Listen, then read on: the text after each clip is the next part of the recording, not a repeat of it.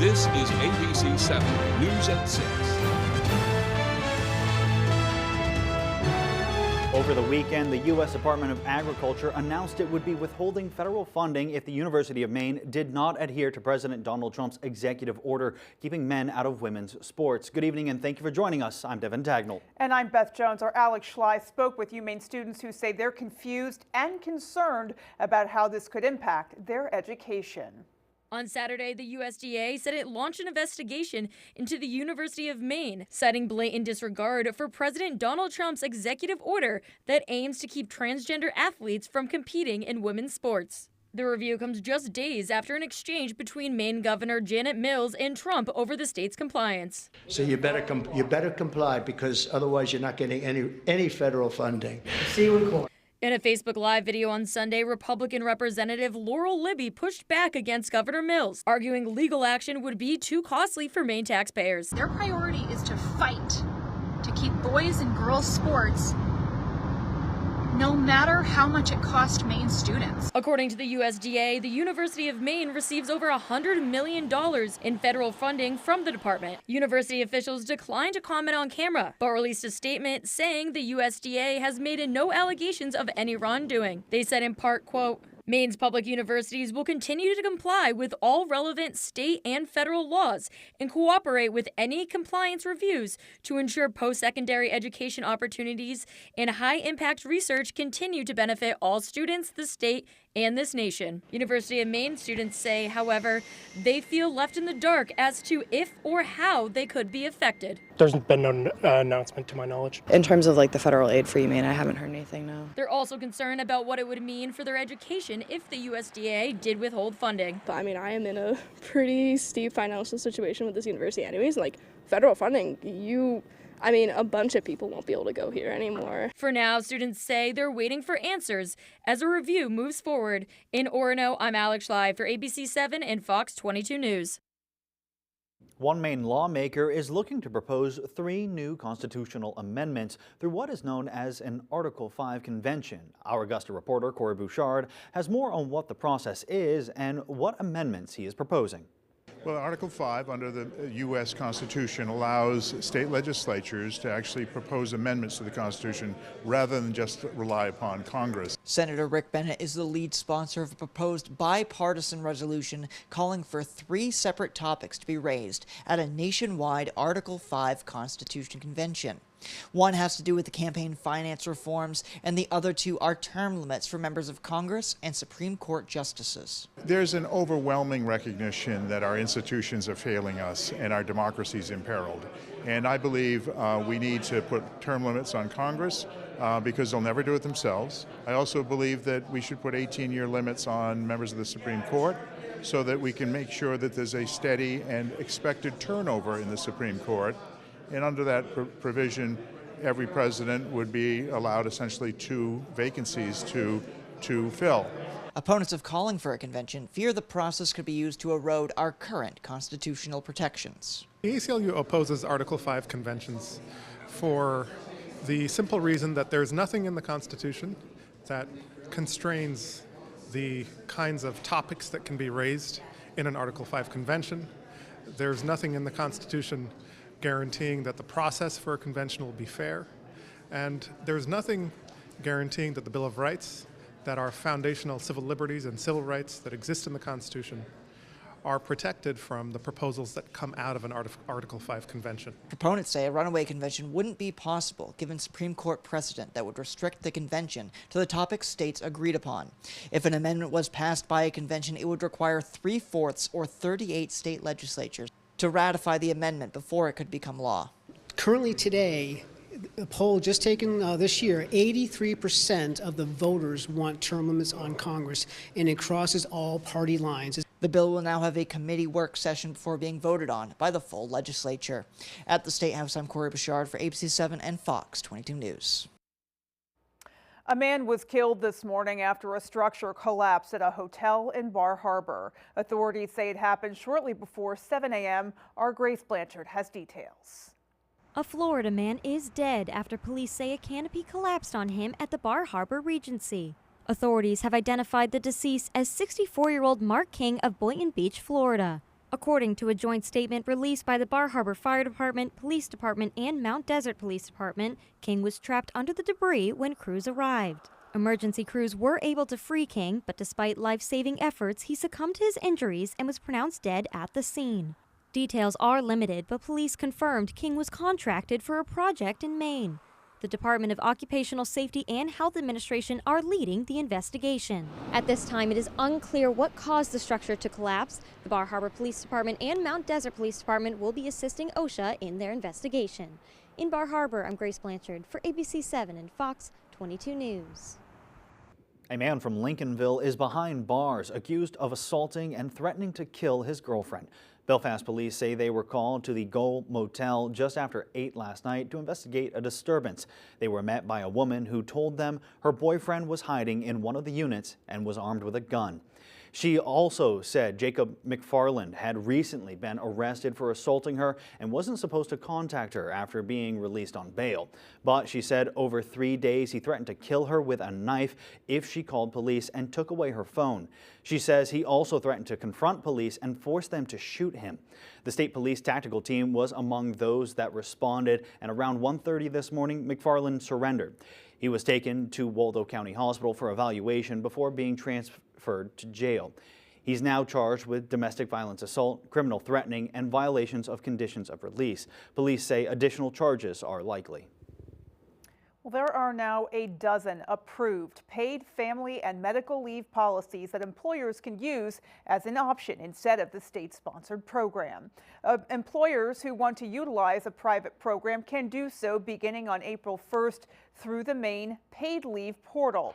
Patrick Woodcock, the president of the Maine State Chamber of Commerce, says he applauds the progress made on this program.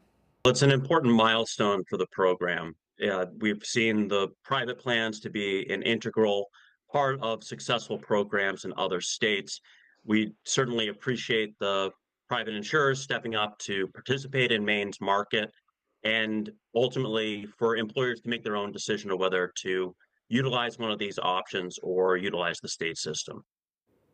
Maine had 34,000 job openings in December. That's according to the U.S. Bureau of Labor Statistics, which also says Maine's rate for job openings was 4.9%. The national rate was 4.5%. 25,000 people in Maine were hired for jobs in December. 13,000 quit and 9,000 were laid off or discharged. The state's ratio of unemployed people per job opening was 0.7 in December.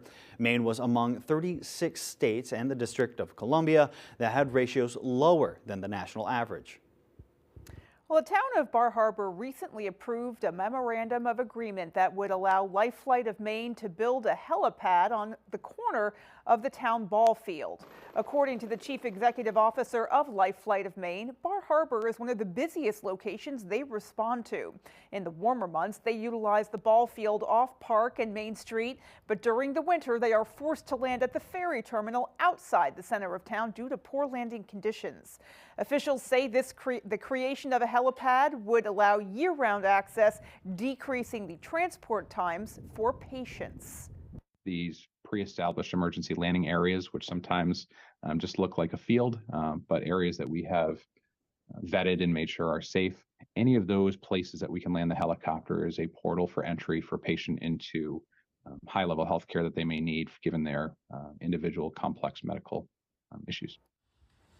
Well, according to Kellner, Life Flight of Maine responded to more than 200 incidents in Hancock County in 2024. He says they have been working on this project with the town and fundraising for around 2 years.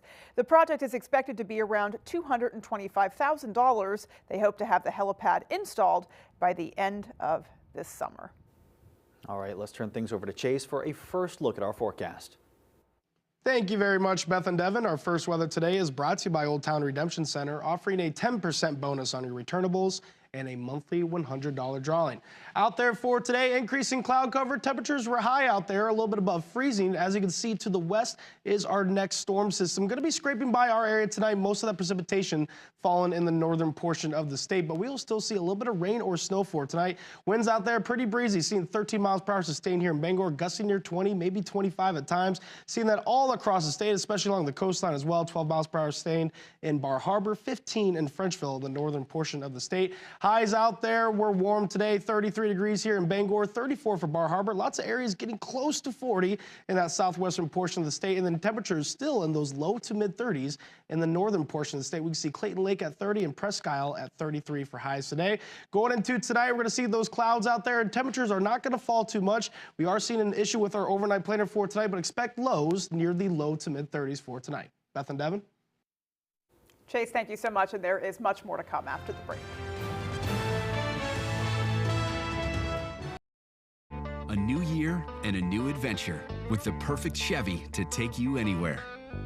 With pure power unleashed and future-forward technology.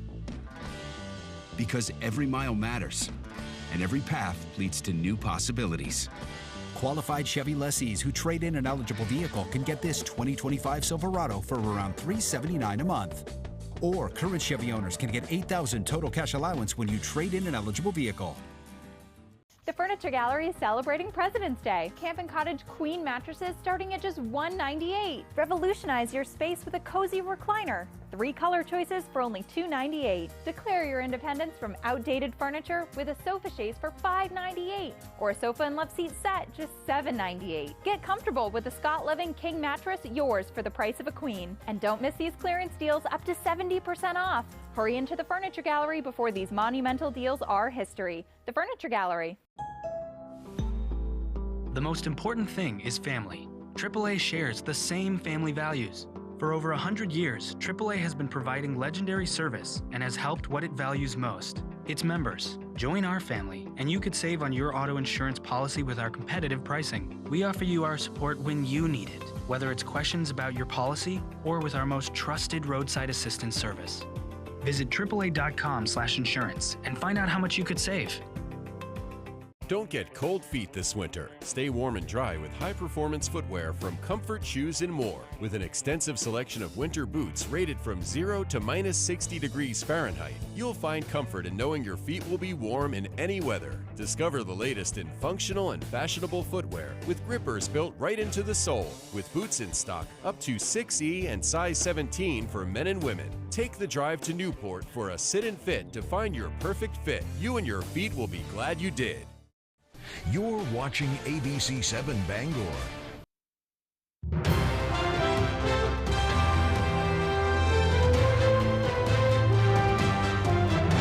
Welcome back. As it stands, there is no official Maine state dog, but a group of legislators are trying to change that. Today, a public hearing was held for LD80, a bill to designate the Cephalo-Siberian sled dog as the official state dog of Maine. Sponsor of the bill, David Boyer, says the sled dog is a remarkable breed that embodies Maine's enduring spirit. Now, some might wonder, why not choose a breed that is more commonly seen in our homes?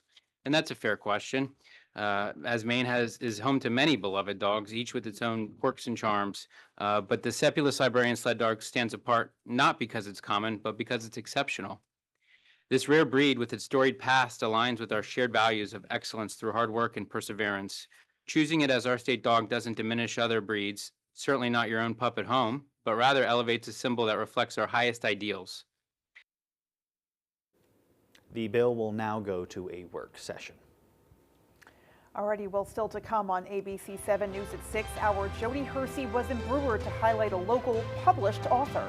And in sports, Maine women's soccer is retiring one senior All-American's jersey, making her the first soccer player with the honor in university history. That story is right after the break. Save thousands on your new garage doors during the double rebate event at PDQ Door. Choose from several beautiful Clopay garage doors and get up to a $250 online rebate, and PDQ Door will instantly double it to save you $500. Buy 4 garage doors and get up to $1,000 in rebates, and PDQ Door will instantly double it to save you $2,000. Find a door you adore during our double rebate event for a limited time only. What's happening at the Penobscot Ice Arena? Youth hockey leagues.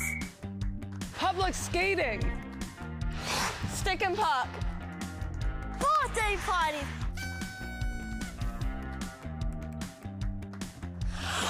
Adult hockey leagues. Frozen Friday laser light skate. Lace up your skates today at Penobscot Ice Arena in Brewer. For more info, visit penobscoticearena.org. Hello, this is George Whelan with Down East Direct Cremation. Now, anytime, 24 hours a day, 7 days a week, 52 weeks a year, from the comfort of your desktop or the convenience of your mobile device, you can summon transport and arrange a simple, affordable, respectful Down East Direct Cremation for your deceased loved one. Just by using the button exclusively at downeastdirectcremation.com. All you need is the location address of the person who has died, their vital statistics information, a valid credit card for payment, and that's it. No need to pick up the telephone, no need to answer a bunch of questions, no need to come into the store, and it's still just $9.75 complete. It's so easy, even I can do it. For more information, visit us at downeastdirectcremation.com or call us at 207-225-5332.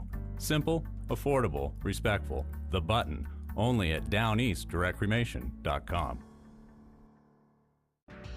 Put a little more cash in your bank. Save money with half-off deals at foxbangor.com.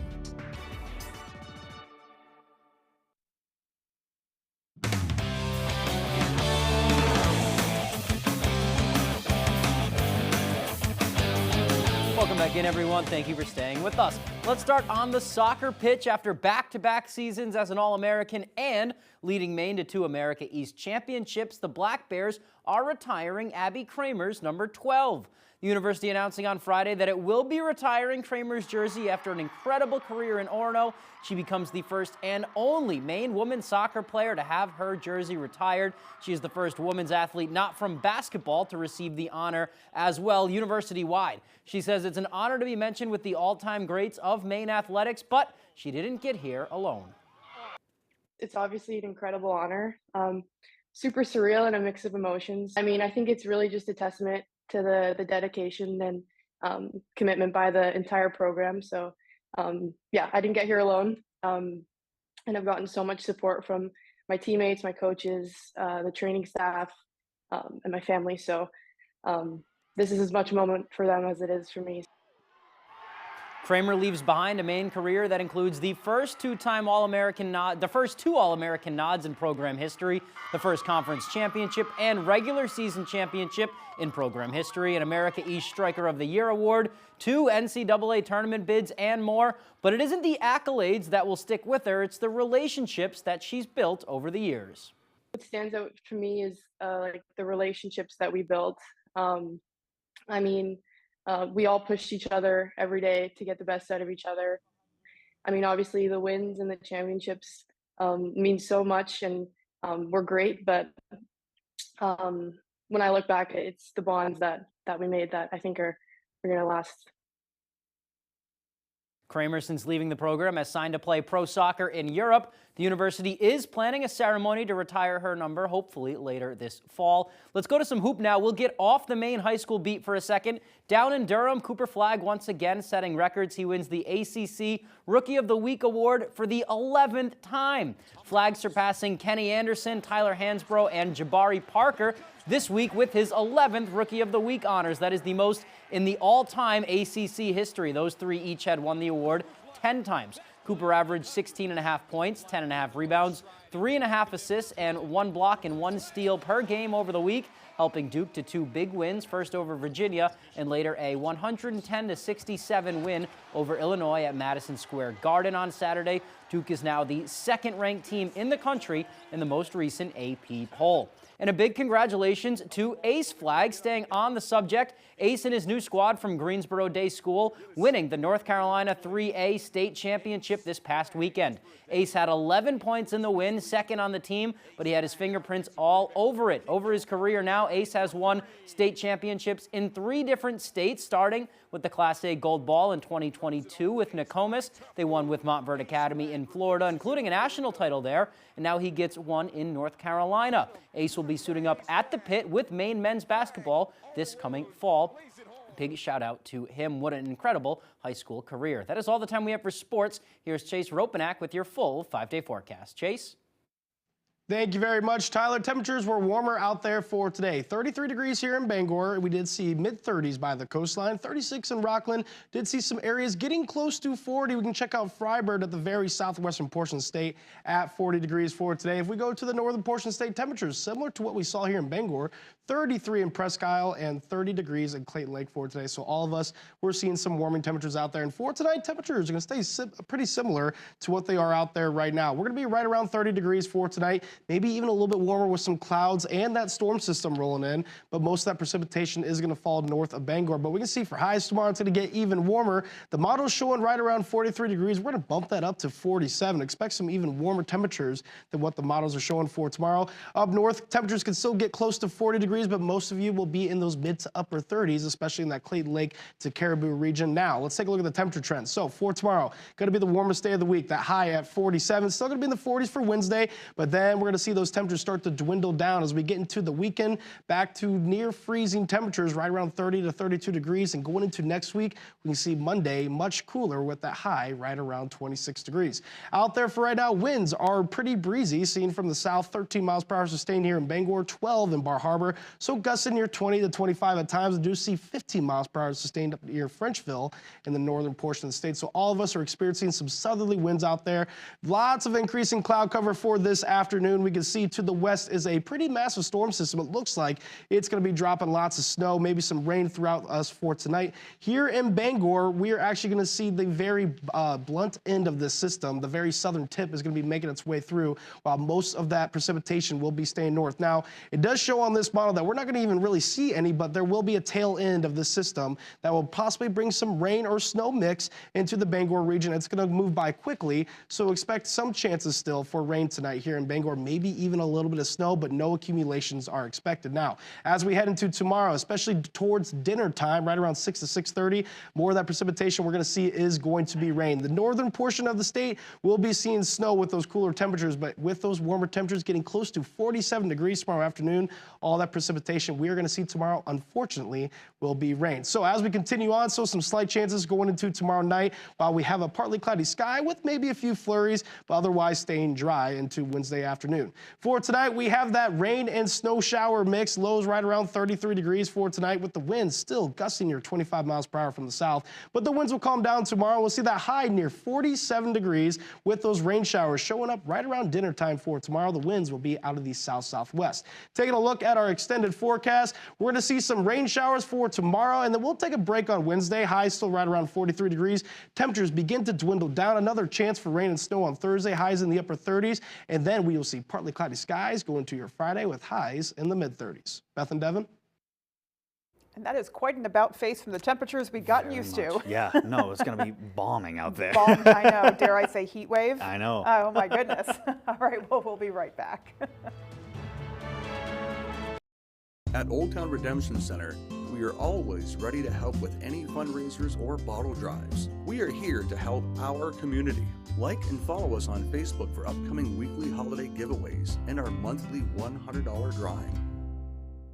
Winter is a time to get outside and enjoy all that Maine has to offer. And when it's time to come inside, rest assured everything's toasty because of your Fujitsu heat pump from Valley Home Services. Push a button and you'll be snuggling up on the couch in no time. Valley Home Services offers reliable rebates, significant energy savings, and expert installation. And now save $500 off each indoor unit for all systems installed by April 1st. Embrace the comfort of Fujitsu heat pumps from Valley Home Services. Call or click today. Bring your new kitchen to life with help from the Kitchen, Bath, and Flooring Division by Hammond Lumber Company. Bring in your ideas or get inspired by Hammond's extensive showroom displays. Your Hammond sales rep will help you create a materials list and cost estimate, and Hammond's designers will help you visualize your space before the work begins. And Hammond delivers from 22 locations across Maine and New Hampshire. Your new kitchen begins when you bring your vision to Hammond Lumber Company, your building project partner. I'm born to be great. I'm born to be great. No, this isn't pride. It couldn't be pride. Cause this is my fate. The best of the best. I got what it takes. It's not a surprise. It's not a debate. I'm born to be great. I'm born to be great. No, this isn't pride. Cause this is my fate. It's not a debate. I'm born to be At Old Town Redemption Center, we are always ready to help with any fundraisers or bottle drives. We are here to help our community. Like and follow us on Facebook for upcoming weekly holiday giveaways and our monthly $100 drawing.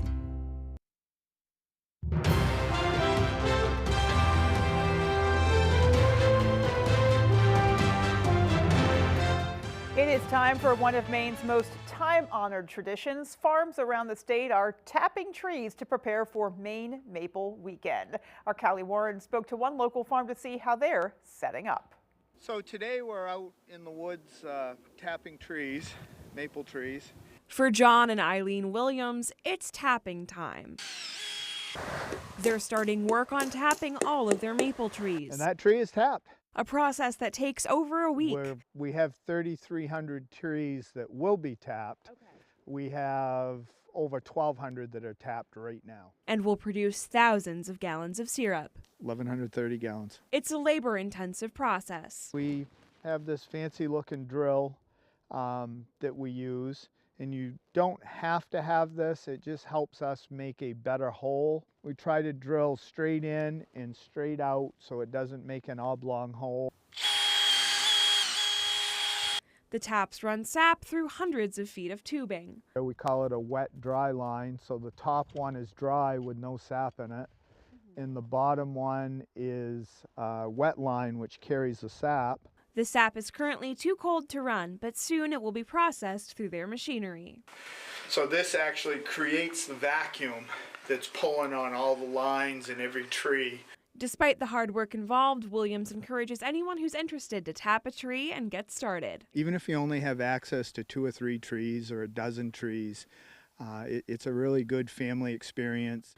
Maine Maple Weekend is just about a month away, and the folks at Williams Family Farm will be stocked up with your Maine maple favorites. Maple nuts, maple cream, maple candy, maple cotton candy, maple sugar. Is that it? I don't know. Maple syrup. Maple syrup. A lot of maple syrup. In Clifton, Callie Warren, ABC 7 and Fox 22 News.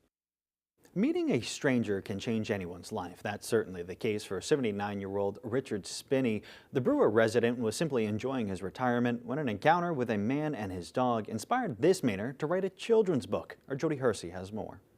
Richard Spinney, who served 20 years in the Coast Guard, was visiting one of his daughters in Iowa when he met a stranger and his dog that he couldn't stop thinking about. I met a guy out the parking lot of the motel, and he had a dog that was kind of small, but up to his knees, and I thought it looked abused. I didn't want to accuse him or anything, so I said, "Your dog looks kind of shy." He said, "Yeah." He says, "I found it in the field a couple days ago," and he said, "I took it to a vet, and the vet didn't give it too much hope." Spinney thought a book about that stranger, who he calls William, and his stray dog would make a good children's story. So he started writing, and before long, The Adventures of Emma was created and published. So there's 12 illustrations in that and about 30 photographs that I took. Spinney's one book led to 2 more stories called More Adventures of Emma and The Adventures of Toby as Told by Emma, which was published in 2024. I know I'll never be a Stephen King or anything like that, you know. Spinney admits he's never contacted that stranger who inspired him to become an author later in life. I probably should tell him one day. I have his email address. For now, he hopes the bond he writes about between William and Emma will encourage readers to look for the good in others. Spinney's books are available at Barnes & Noble and Amazon. Actually, if I want to relax, a lot of times I'll pick up one of the books and read it. In Brewer, I'm Jody Hersey for ABC 7 and Fox 22 News. Inspiration certainly does come when you least expect it. Absolutely. All right, well, that is going to do it for us, folks. From everyone here at ABC 7 News, take care and have a great rest of your night. And for more of your local news, join us over on Fox 22 News Tonight at 6:30.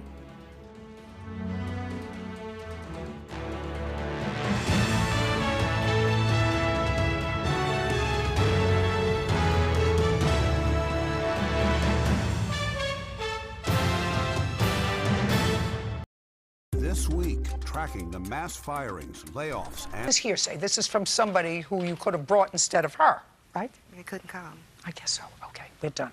Thank you. You have no case against her, madam, because you have no proof that anything that she did to you caused your hair loss. None. And she doesn't have any proof of slander, although in all probability you've been going around telling people that your hair came out because of something she did, but she had no proof of that. Okay, wait, thank you. Parties are excused when they step out. Judge Judy continues in a moment. And on the next Judge Judy. My opinion's the only one that counts. I have pictures of how I grew Diane's hair out. Her hair was destroyed when she came to me. She didn't offer to help in any way. She didn't offer to give me any treatments. Bless her heart. I grew her hair back beautifully. I informed her that braids were terrible. I even gave her free product. She didn't have any compassion. Her husband even complimented me. And I was very disappointed in her. I hadn't seen her in 9 weeks, and when I take her hair apart, it's missing. I'm like, what did you do? That's her allegation. It's not true. I don't know. And I'm like, oh my God, I was upset and hurt because I put so much passion. But I'm sure that it was because of Cola's negligence that my hair came out. Free product and free discount treatments because she said I was too high. I worked with her. I found another salon, a professional for real. And I guarantee you 2-3 years from now, her hair would never be as healthy as I had her hair.